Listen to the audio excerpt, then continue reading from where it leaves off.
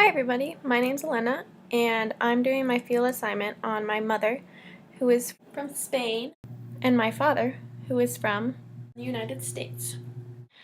I'm going to compare each one of their experiences of living in a different country for an extended period of time and analyze the differences and similarities in their experiences based on their education, how their culture is perceived in each country, and how their second and first language have been incorporated into their everyday lives.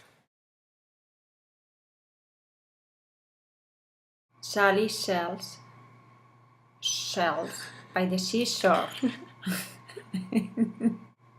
I moved to the States at the end of 1991. When I was in high school, I studied French and Latin and Greek. As we can see, when Rosa moved to the United States, she was well past the critical period, or the language acquisition stage. And once past this stage, it is extremely difficult to acquire an L2 accent. It was easier to do it one by one person to one person. But then when I experienced when I was in big groups, a lot of times I got lost and I got tired too of the language. According to Deborah Tannen's book, You Just Don't Understand, and the Difference Model of Language and Gender, women are more likely to prefer solidarity and private speaking. Rosa was more comfortable speaking to one individual rather than a large group of people.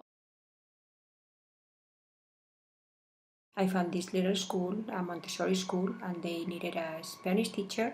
And they never think it's Spanish speaking because they're used to the accent of Mexican. As Rosa mentioned, people often cannot figure out where she is from because they would not associate the way she looks as a Spanish speaker.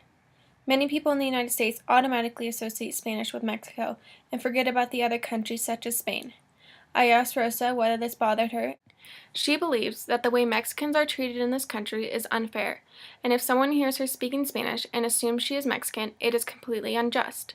The Spanish speakers in America are, as stated by Carmen Fott in her essay Latino Groups, generalized by the U.S. ideology that values English and associates Spanish with the poor and uneducated. So I always speak Spanish with him and at home and with my daughters. And then I speak English at work. Since Spanish is spoken at home and English is spoken in friend groups and at work, all members of our family experience some form of code switching. Correr. Barrera. I got the urge to go to Spain to learn Spanish because of my ancestry, because my grandparents on my father's side were from Mexico. Every time we go over there, my dad would be the interpreter.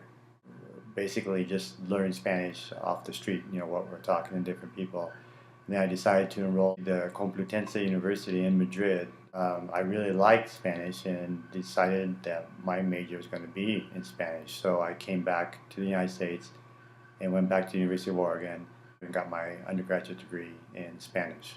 And then I ended up going back to Madrid and lived there for another 2 to 3 years. I worked at a consulting company for 5 years and also got my master's degree. Michael's story varies significantly from Rosa's. Even though he did not learn Spanish when he was younger, he was exposed to all the sounds and the language because of his grandparents. This gives him a slight advantage compared to Rosa. As stated by Lippy Green, adults who are capable of learning to absolutely and cleanly substitute one accent for another are rare. Michael also was not exposed to a lot of English while living in Spain, unlike Rosa, who had Michael to translate for her when she moved to the United States. Having a group conversation, it probably took maybe a couple of years to get to be comfortable. Trying to talk to someone on the phone because you couldn't see them. Because the Spaniards speak a lot with their hands and gestures and stuff like that. Compared to Rosa, it is obvious that Michael was more comfortable with the idea of speaking in groups. Still to this day, when we travel to Spain, Michael has no problem speaking in front of a group of Spaniards. What scared him more was speaking on the telephone. Again, according to Tannen, men prefer situations of public speaking, while women prefer private conversation. They both have very different linguistic insecurities. As a Spanish translator, and I have been doing that ever since. Comparing the two situations, it is clear that Michael had some advantages to learning his second language. He was exposed to sounds as a child, he took complete courses in Spanish, and was fully immersed within the culture. Rosa had a more difficult time. She did not have any exposure to English throughout her life until she moved to the United States, and even then, she still had connections to her language. She still had, as stated by Libby Green, an inclination to hold on to Spanish as a primary language, which is a characteristic seen in many Hispanic people. Even today, as you can see, she has an extremely strong accent and sometimes confuses certain English words. Michael was educated in Spanish and therefore knows how to string sentences more efficiently. The fact that Rosa holds on to her culture so much and sometimes experiences some discrimination might contribute to the fact that she's keeping Spanish as her primary way of communication. Both have incredible stories, and their lives have been very much impacted by learning a new language and a new culture.